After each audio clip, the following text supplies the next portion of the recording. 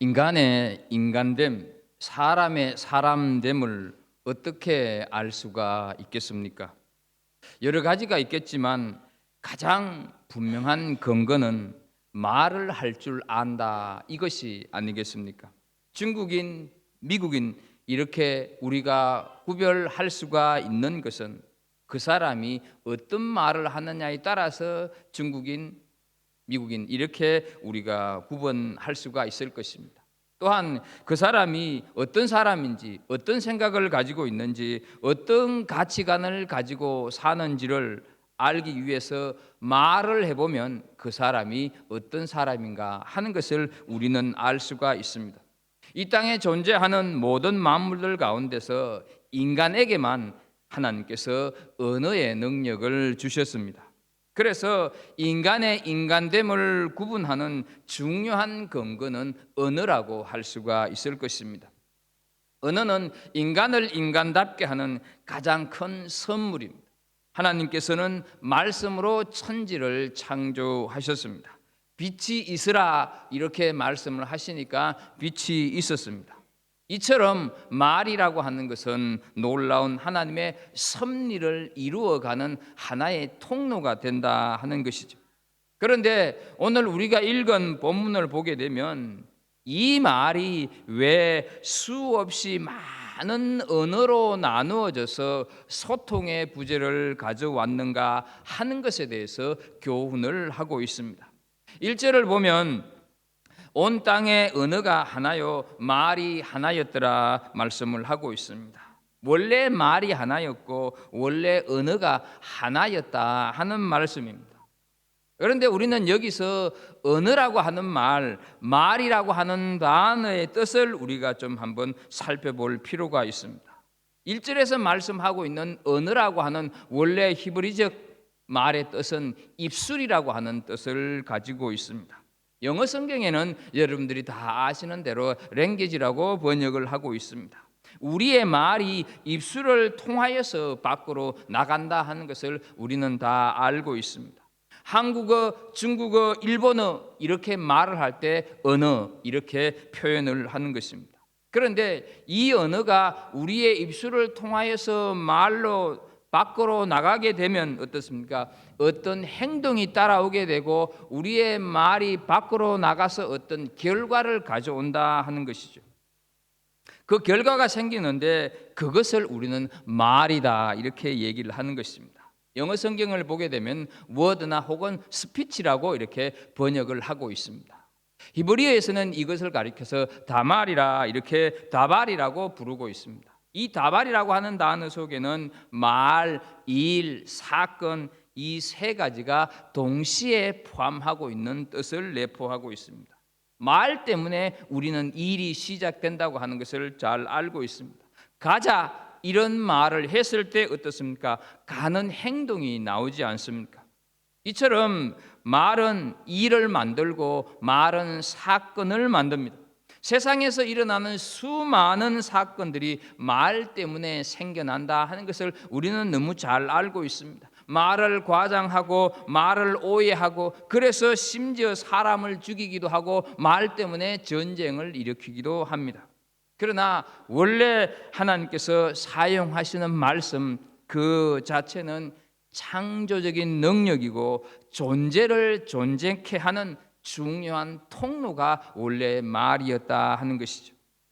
그래서 우리 인간이 이 언어의 능력을 가지고 하나님과 교제하고 인간과 인간이 서로 사귐을 갖는 데 썼다고 한다면 언어가 이렇게 복잡해지지는 않았을 것입니다. 또한 우리가 이 영어권에 살면서 영어 때문에 고생하거나 영어를 못해서 말을 못하는 고충이 없었을 거다 하는 것이죠. 이처럼 하나의 언어를 사용하던 온 인류가 언어를 혼잡하게 만들었던 언어의 혼잡을 가져올 수밖에 없었던 이유가 무엇일까? 오늘 본문 속에서 한번 찾아보도록 하겠습니다. 그 첫 번째 이유는 하나님으로부터 자꾸 멀어지려고 하는 잘못된 행동을 했기 때문에 언어의 복잡함을 가져왔다 하는 것이죠. 2절을 보게 되면 이에 그들이 동방으로 옮기다가 신할 평지를 만나 거기서 거류하여 이렇게 말씀을 하고 있습니다. 이 구절에서 나오는 그들, 이에 그들이 이렇게 얘기했을 때 이 그들이 누구냐 하면 지난 시간에 우리가 공부한 창세기 10장 8절에 나오는 니므롯, 그리고 그 니므롯을 따랐던 일단의 무리들을 말한다 하는 것이죠. 그렇다고 한다면 우리는 도대체 이 니므롯이라고 하는 사람이 누굴까? 다시 한번 지난주의 말씀을 상기시켜 보게 되면 니므롯은 아버지 노아의 수치를 떠벌리고 다님으로 저주를 받았던 함의 후손이 바로 니므롯이다 하는 것이죠. 그 니므롯을 가리켜서 용사라고 말을 하고 있고 용감한 사냥꾼이라고 말을 하고 있습니다. 다르게 표현하면 니므롯을 가리켜서 영웅호걸이다 표현을 하고 있습니다. 그러니까 이 영웅호걸, 그 사람 앞에 사람들이 많이 따랐다 하는 것이죠. 지금도 그렇지 않습니까? 사람들은 영웅을 좋아하고 몰려듭니다. 능력이 있어 보이고 가진 것이 많아 보이는 사람을 추종합니다. 그 사람의 인격이나 그 사람의 가치관이 이런 것이 어떤 것인지도 모르면서 맹목적으로 그냥 따라다닌다 하는 것이죠. 니므롯이 자신을 따르는 사람들을 데리고 동방으로 옮겨갔다, 동쪽으로 옮겨갔다, 이렇게 2절에서 말씀을 하고 있습니다. 그렇다고 한다면 우리는 동쪽으로 옮겨간 것이 왜 하나님으로부터 멀어지는 행동, 잘못된 행동이었을까 하는 것을 생각을 해야 합니다. 본문이 기록되어 있는 창세기에 나오는 많은 말들 가운데서 동쪽이라고 하는 단어는 죄를 짓고 쫓겨가는 곳이거나 혹은 어떤 잘못된 일들을 저지르기 위해서 가는 곳을 상징한다 하는 것이죠. 그래서 창세기 3장 24절에 보게 되면 아담이 죄를 짓고 나서 어디로 갔습니까? 에덴 동산의 동쪽으로 쫓겨갔다 하는 말씀을 하고 있습니다. 또 조금 지나서 창세기 4장 16절에 보게 되면 가인이 동생 아벨을 죽이고 역시 동쪽으로 갔습니다. 조금 더 지나가서 창세기 13장을 가보게 되면 롯이 삼촌 아브라함과 헤어지면서 동쪽, 다시 말해서 음란의 도시 소돔과 고모라 지역으로 갔다 하는 것이죠. 이처럼 창세기에서 동쪽은 죄 혹은 죄의 대가와 연결되어져 있는 곳이다 하는 것이죠. 그러므로 니므롯이 그리고 그를 따르는 사람들이 동쪽으로 이동했다 하는 것은 하나님과 전혀 상관이 없는 하나님의 축복에서 점점 멀어지고 있었다 하는 것입니다. 하나님을 점점 멀리 떠났다 하는 것을 의미합니다. 그래서 잘못되었다 하는 것입니다. 우리 인생길을 지금 잘 가고 계십니까? 우리 인생길을 혹시 영웅처럼 보이는 그 어떤 니므롯을 따라서 동쪽으로 가고 있지는 않은지 우리 자신을 한번 돌아볼 필요가 있습니다.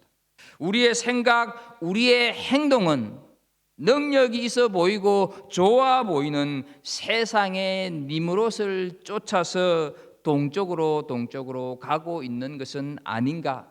내 인생길을 한번 살펴볼 필요가 있다 하는 것이죠.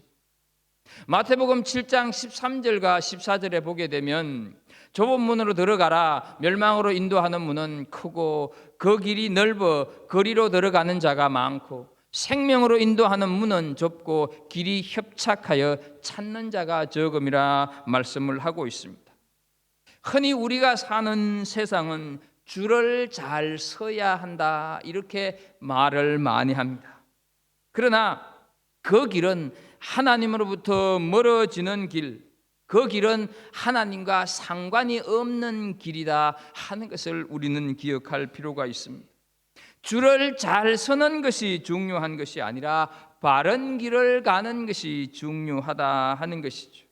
줄을 잘 서는 것이 중요한 것이 아니라 생명길을 가는 것이 중요하다 하는 것이죠.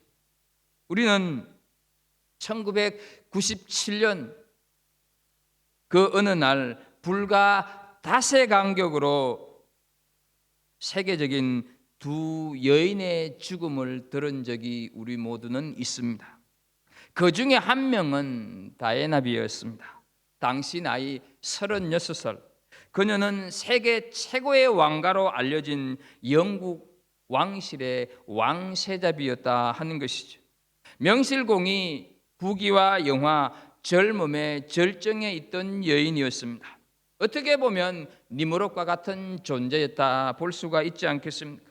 그러나 그녀는 한순간에 죽었고 그의 장례식은 너무너무 허무했습니다. 36년 동안 자기만을 위한 길을 갔기 때문이었다 하는 것이죠. 그 후 닷새 후에 우리가 기억할 것은 인도 캘커타에서 빈민들과 함께 사역을 했던 테레사 수녀가 숨을 거두었습니다. 당시 87세의 노파로 젊은 왕세자비에 비하면 깊이 팬 주름에 깡 말라서 광대뼈가 유단히 두드러져 보이는 이 테레사 수녀의 외모는 그야말로 볼품이 없는 다이애나비와 비교가 안 되는 초라함 그 자체였습니다. 그러나 그녀의 장례식은 수많은 사람들에게 감동을 주었습니다. 그의 삶은 죽어서도 생명의 빛을 발하고 있었기 때문이었다 하는 것이죠. 갈보리 언덕 위에 세워진 십자가에 달려서 초라하게 죽어간 예수 그리스도, 모진 채찍에 몸은 만신창이가 된 실패자의 길처럼 보였습니다. 가시 면류관에 상한 얼굴은 골고다라고 하는 말의 뜻처럼 해골이 되었지만 그 십자가의 길이 생명의 길인 줄로 믿습니다. 그래서 주님은 요한복음 14장 6절에서 말씀을 하고 있습니다. 내가 곧 길이요 진리요 생명이니 나로 말미암지 않고는 아버지께로 올 자가 없느니라 말씀을 하셨습니다. 팍팍한 이민자의 길을 가고 계시는 성도 여러분, 인생은 언제나 외길처럼 보입니다. 그러나 조금만 자세히 들여다보면 우리 앞에는 언제나 니무롯과 영웅 호글의 길, 그리고 십자가와 생명의 길, 수많은 인생길이 놓여져 있다 하는 것을 보게 됩니다. 그 수많은 길 중에 우리에게 생명의 길은 오직 한 길밖에 없다고 하는 것을 기억하십시오. 나머지는 아무리 그럴듯해 보여도 리무롯의 길, 죽음의 길 뿐이다 하는 것이죠. 생명의 길, 그 외길을 찾는 복된 성도들이 되기를 주의 이름으로 축복합니다. 그러나 그 외길을 찾기 위해서는 우리가 절대적으로 붙잡아야 할 표대가 하나 필요합니다. 시편 119편 105절에 말씀을 하고 있습니다. 주의 말씀은 내 발의 등이요 내 길의 빛이니라 말씀을 하고 있습니다. 우리가 꼭 붙잡아야 할 절대적인 표대, 그것은 절대적인 생명의 길, 영원하신 하나님의 말씀이다 하는 것을 기억하시기 바랍니다. 하나님의 말씀이 내 발의 등이고 내 길의 빛이기 때문에 그 말씀을 우리가 표대로 삼기만 하면 이 세상에 천갈래 만갈래의 길, 그 수많은 길, 니무롯의 길이 있다 할지라도 우리는 그 속에서 생명의 길을 찾을 수가 있고 그 속에서 생명의 길을 갈 수가 있는 줄로 믿습니다. 두 번째로 오늘 본문을 통해서 언어의 혼잡을 가져온 이유를 찾아본다고 하면 그들은 창조 질서를 어긴 잘못을 저질렀다 하는 것을 알 수가 있습니다. 2절 하반절에 보게 되면 신할 평지를 만나 거기 거류하며 이렇게 말씀을 하는데 여기에서 거류라고 하는 말의 뜻은 정착했다 하는 뜻을 가지고 있습니다. 또 4절 끝에 보게 되면 흩어짐을 면하자 이렇게 말씀을 하고 있습니다. 니무롯과 그의 무리들이 정착한 곳은 유브라데 강과 티그리스 강 사이에 모든 조건들이 다 잘 갖추어진 바벨탑을 쌓은 시날 땅의 이들이 자리 잡았다 하는 것입니다. 그 모든 조건이 갖추어진 비옥한 땅 시날 땅에 자리를 잡게 되자 이제 그들은 더 이상 흩어지지 말자 이렇게 얘기를 하는 것입니다. 더욱이 오늘 본문 3절에 보게 되면 벽돌을 만들어서 건물을 건축하자고 하는 말을 하고 있습니다. 벽돌을 만들어서 건물을 건축하자고 하는 것은 당시의 혁명과도 같은 일이었습니다. 그들은 겨우 장막에 거하고 나무를 가지고 집을 세울 정도였는데 이제 단단한 벽돌을 만들어서 건축을 한다고 하는 것은 더 이상 장막에 거하는 것이 아니라 한 곳에 안정된 곳에 정착하게 되는 삶의 양식과 질이 달라지는 이동 문화에서 이제는 정착 문화로 바뀌게 되었다 하는 사실이죠. 요즘 말로 하면 완벽한 도시 문화를 이루는 전체적인 삶의 질이 높아졌다 하는 것을 의미하는 것입니다. 그러나 우리가 기억해야 될 것은 정착은 하나님께서 원하시는 창조 질서가 아니었다 하는 것입니다. 하나님께서 누누이 창세기에서 우리들에게 뭐라고 말씀을 하셨습니까? 창세기 1장 28절을 보게 되면 하나님이 그들에게 이르시되 생육하고 번성하여 땅에 충만하라. 땅을 정복하라. 바다의 고기와 하늘의 새와 땅에 움직이는 모든 생물을 다스리라 하시니라 말씀을 하셨습니다. 그리고 홍수 후에 노아에게 창세기 9장 1절을 보게 되면 하나님이 노아와 그 아들들에게 복을 주시며 그들에게 이르시되 생육하고 번성하여 땅에 충만하라 말씀을 하셨습니다. 생육하고 번성하여서 땅에 충만하는 것이 하나님의 창조 질서였는데 지금 니므롯과 그의 무리들은 어떻습니까? 흩어짐을 면하겠다. 흩어지지를 말고 여기에 살자. 이것은 하나님의 말씀인 창조 질서를 아예 무시하겠다 하는 뜻입니다. 지금 이대로가 좋으니까 여기에서 인간적인 안락함과 편안함을 즐기겠다 그렇게 얘기를 하고 있는 것을 보게 됩니다. 요즘 젊은 사람들은 결혼을 했는데 자식을 낳지 않겠다고 합니다. 그것은 창조 질서를 어기는 것입니다. 낙태도 그렇고 안락사도 그렇고 이 모든 것들은 다 창조 질서를 어기는 것입니다. 1996년 7월 달 영국에서 잘 아시는 대로 돌리라고 하는 복제 양을 만드는데 성공을 해서 세계를 깜짝 놀라게 했습니다. 인간에게 유익한 것이기 때문에 그 복제 돌리를 만드는 것은 참 잘한 것이다. 온 세계가 환영을 했습니다. 기억해야 할 것은 인간에게 유리하고 좋은 것인데 무엇 때문에 좋은 것인지 그것을 우리는 알 필요가 있다 하는 것입니다. 결코 그것은 창조 질서를 해치는 거다 하는 것을 우리는 기억해야 할 것입니다. 요즘 생명공학에서는 은근히 슬쩍 흘러나오는 말이 있습니다. 복제 인간을 말을 하고 있습니다. 이렇듯 인간은 앞으로 무엇을 어떻게 만들지 누구도 예측할 수가 없습니다. 과학은 엄청나게 발전하고 요즘 인류는 옛날에 100년보다도 더 빨리 변하는 것을 보게 됩니다.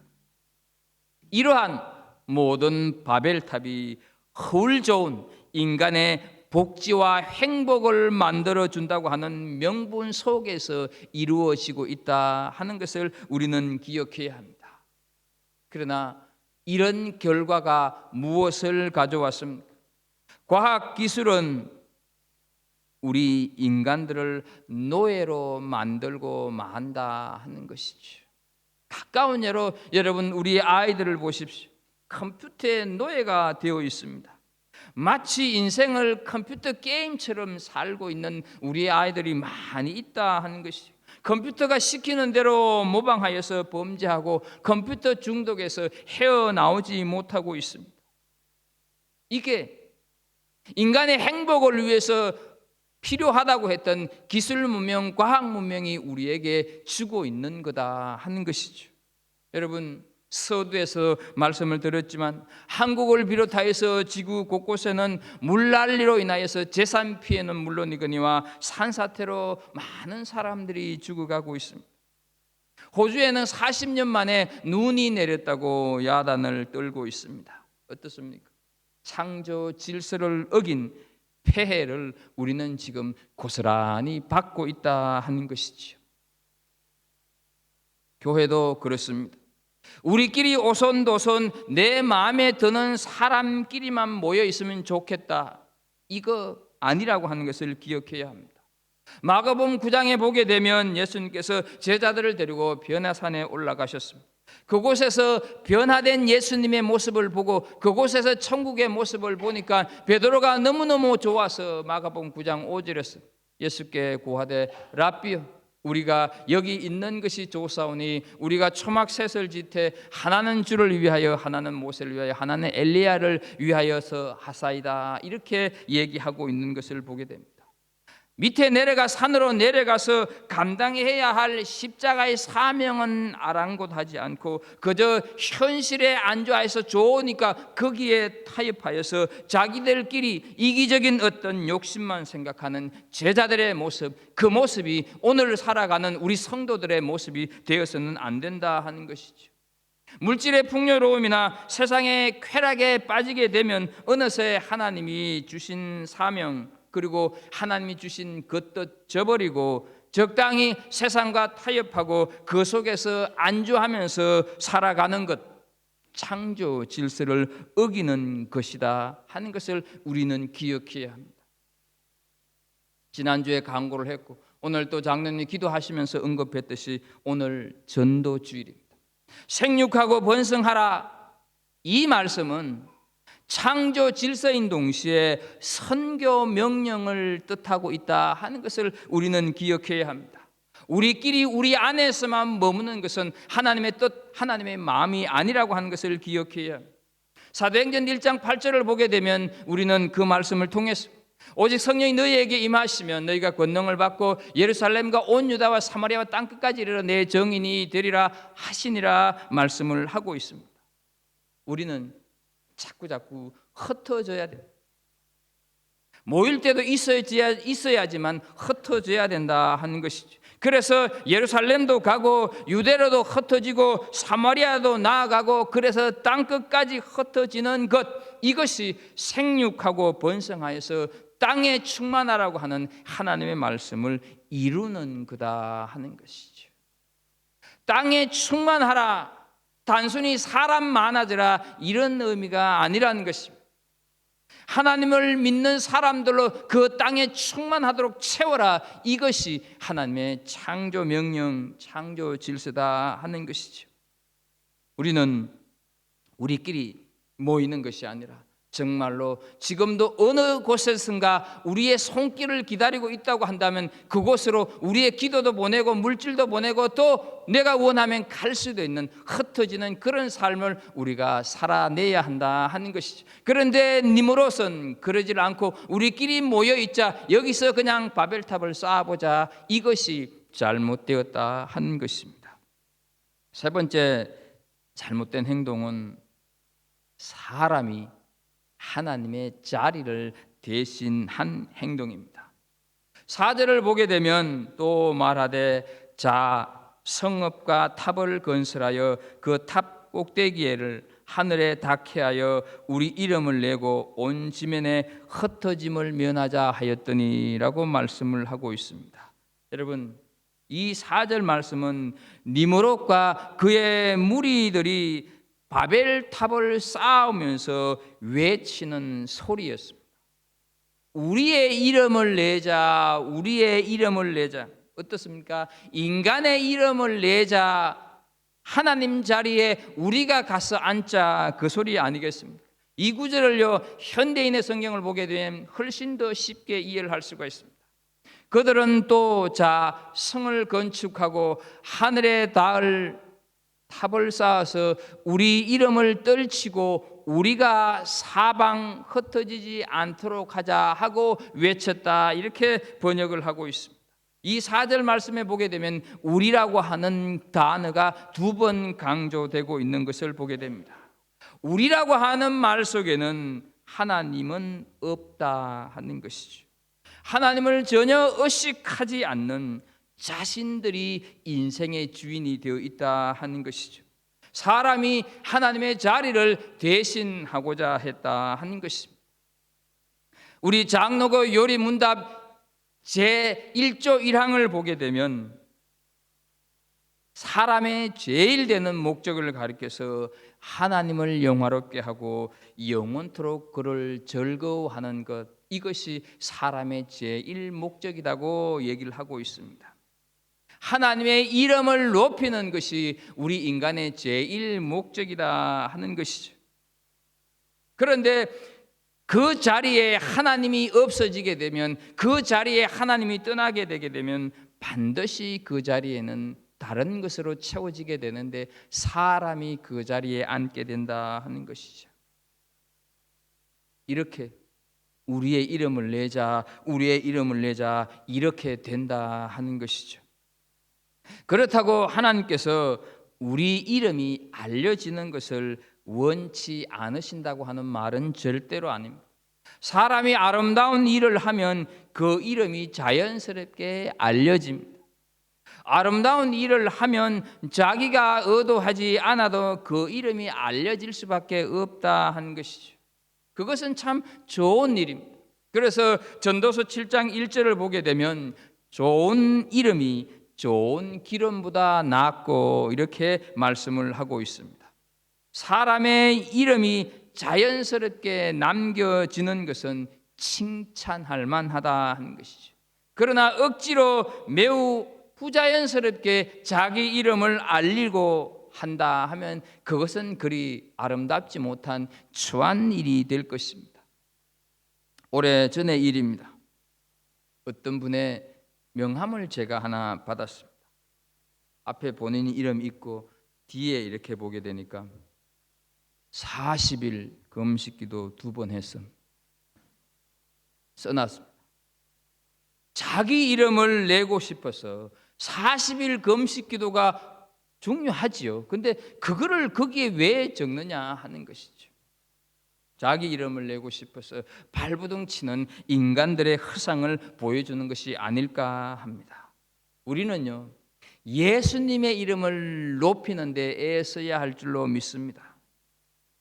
그리고 우리가 또 기억해야 될 것은 우리가 예수님의 이름을, 주님의 이름을 열심히 높이면 주님께서 우리의 이름을 높여주신다고 하는 믿음을 가지기를 축복합니다. 내가 몸부림치지 않아도, 내가 내 이름을 강구하지 않아도 주님의 이름을 높여드리면 주님께서는 우리의 이름을 높여주신다 하는 것이죠. 우리 주님께서, 우리 주님이 살아가신 그 삶이 바로 그런 삶을 살았지 않습니까?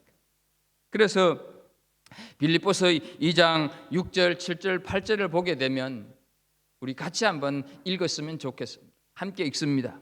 그는 근본 하나님의 본체시나 하나님과 동등됨을 취할 것으로 여기지 아니하시고 오히려 자기를 비어 종의 형체를 가지사 사람들과 같이 되셨고 사람의 모양으로 나타나사 자기를 낮추시고 죽기까지 복종하셨으니 곧 십자가에 죽으심이라. 아멘. 하나님이셨는데, 예수님이 하나님이셨는데 하나님께서 자신을 낮추어서 종의 모습으로 오신 것이 인간의 모습이다. 그런데 그것도 모자라서 어떻게 됐습니까? 십자가에서 죽으셨다 하는 것이죠. 그러면 그 죽으신 것으로 끝이 났느냐? 아닙니다. 9절에 보게 되면 하나님께서 뭐라고 말씀을 하십니까? 빌립보서 2장 9절에 보게 되면 이러므로 하나님이 그를 지극히 높여 모든 이름 위에 뛰어난 이름을 주사, 이렇게 말씀을 하고 있습니다. 예수님께서 낮추시는 삶을 사시니까 하나님께서 지극히 높여서 모든 이름 위에 뛰어난 이름을 주셨다 하는 것이죠. 그러므로 우리가 할 일은 주의 이름을 높이는 데 신경 쓰는 것입니다. 때가 차면 우리의 이름을 높여 주실 줄로 믿습니다. 그런데 불행하게도 니무롯은 하나님의 이름이 아닌 자신들의 이름을 내려고 했다 하는 것이죠. 사람의 이름을 내자, 자신들의 이름을 내자 했는 것은 결국 자신들이 하나님처럼 되자 하는 그 말 아니겠습니까? 여러분, 이것이 자신들이 하나님처럼 되자 하는 이것이 죄의 근원이다 하는 것이죠. 사탄이 하와에게 와서 유혹한 말이 뭡니까? 너가 그 선악을 알게 하는 나무 열매를 먹으면 하나님과 같이 돼, 하나님 같이 돼, 이거 아닙니까? 모든 죄의 뿌리는 하나님처럼 되고 싶은 욕망에서 출발한다 하는 것이죠. 그래서 교만이라고 하는 것은 하나님처럼 되고자 하는 마음의 태도, 하나님처럼 되고자 하는 마음의 의지를 말한다 하는 것을 기억해야 합니다. 교만은 모든 죄의 뿌리가 되는 것입니다. 그래서 교만이라고 하는 죄에 비하면 술 취하고 사기치고 하는 이런 것들은 작은 죄에 불과합니다. C.S. 루이스는 훔치고 빼앗고 하는 것은 교만에 비하면 벼룩과 같아 이렇게까지 표현을 하고 있습니다. 우리의 이름을 내자는 니무롯의 말은 결국 에덴 동산에서 인간이 저지른 처음 죄가 여기에서 또 반복되고 있다 하는 것을 알 수가 있습니다. 더욱이 하늘은 하나님의 영역 아닙니까? 그런데 4절에 보게 되면 하늘에 닿게 하여라고 하는 이 말, 하늘에 닿게 하여, 이 말은 단순히 하나님을 향한 교만이라기보다는 하나님을 대신하는 또 다른 우상을 만들어내고 있는 잘못을 저지르고 있다 하는 것이죠. 여러분들이 아시는 대로 초고층 빌딩을 마천루라고 하지 않습니까? 미국에도 있고 두바이에도 버스 칼리파라고 하는 빌딩이 있는데 868m라고 합니다. 한국에도 제2 롯데 빌딩이 123층 555m 있는 것 다 알고 계실 것입니다. 여러분, 사람이 사는데 굳이 이런 높은 빌딩이 필요한가 하는 것이죠. 인간의 내면에는 하늘을 닿게 하여서 인간의 이름을 내려고 하는 교만이 자리 잡고 있다 하는 것이죠. 그런데 그것이 기술이라고, 그런데 그것이 과학이라고 하는 이름으로 둔갑하여서 나타나고 있는 현상들이 바로 저 높은 빌딩이다 하는 것이죠. 거기에는 하나님이 없다 하는 것을 우리는 기억해야 합니다. 성경에서 하나님과 인간과의 특별한 만남으로 주어지는 것이 이름이다 하는 것이죠. 하나님은 이름을 통해서 그들에게 어떤 사명을 주실 것인지, 그들이 하나님 앞에서 어떤 삶을 살아갈 것인지를 함축하여 보여주고 계신다 하는 것이죠. 하나님께서 맨 처음 사람을 아담이라고 부르셨고 아브라함을 불러서 아브라함이라고 했습니다. 야곱에게는 이스라엘이라고 하는 이름을 주셨습니다. 더 나아가서 예수님께서 탄생하실 때 예수님이라고 하는 이름과 함께 임마누엘이라고 하는 이름도 같이 주셨습니다. 이름을 주시는 것은 단순히 아무개야 이렇게 사람을 부르기 위해서 주신 수단이 아니라 하나님께서 그 사람의 창조주고 하나님께서 그 사람의 구원자 되심을 선포하는 것, 그래서 그 사람을 향한 하나님의 계획과 구원 역사 속에서 그 사람을 향한 어떠한 사명이 있다 하는 것을 보여주시는 것이 이름 속에 포함되어져 있다 하는 것이죠. 그러므로 인간이 자신의 이름을 낸다는 것은 자신들이 하나님이다 하는 것을 드러내는 행위다 하는 것이죠. 그러나 하나님의 피조물인 인간은 절대로 이름을 낼 수가 없습니다. 그렇지 않겠습니까? 하나님의 은혜가 아니고는 서지 못하는 우리가 드러낼 이름이 어디에 있느냐 하는 것이죠. 우리의 모든 것 되시는 존귀하신 하나님 앞에서 우리의 이름을 드러내겠다, 이것은 우리가 착각에 불과하다 하는 사실을 기억해야 합니다. 실제로 바벨탑을 건설하는 것만이 하나님의 자리를 대신하는 것은 아닐 것입니다. 신할 평지에 건축하려고 했던 것만이 바벨탑이 아니다 하는 말씀. 하나님의 뜻이 아닌, 하나님의 계획이 아닌 내 능력으로, 내 손으로, 내 힘으로 할 수 있다고 해서 하나님의 뜻을 구별하지 아니하고 내 마음대로 하는 것이 있다고 한다면 그 모든 것이 바로 내 안에 도사리고 있는 바벨탑이다 하는 것을 기억하는 은혜가 있기를 축복합니다. 우리 안에 자리하고 있는 이 바벨탑이 무너질 때 비로소 그 안에 하나님이 자리하게 되신다 하는 것이죠. 내 안에 어떤 바벨탑이 자리하고 있는지 돌아보는 이 시간이 되기를 축복합니다. 동방으로 옮겨감으로, 하나님으로부터 멀어진 님으로, 창조 질서를 어긴 님으로, 결국 하나님 자리를 차지하려는 교만으로 바벨탑을 쌓은 그들은 하나님으로부터 심판을 받을 수밖에 없었다 하는 것이죠. 바벨탑은 무너졌고 사람들은 흩어졌고 하나님은 모든 사람들이 다른 언어를 쓰게 했습니다. 그래서 언어가 달라지고 민족은 분열되고 불통의 시대가 되어서 서로 벽을 쌓고 아웅다웅 불신 속에 살아가는 시대가 되었습니다. 이것이 심판의 결과입니다. 그렇다고 한다면 우리는 기억해야 될 것이 하나 있습니다. 이것으로 과연 끝일까 하는 것이죠.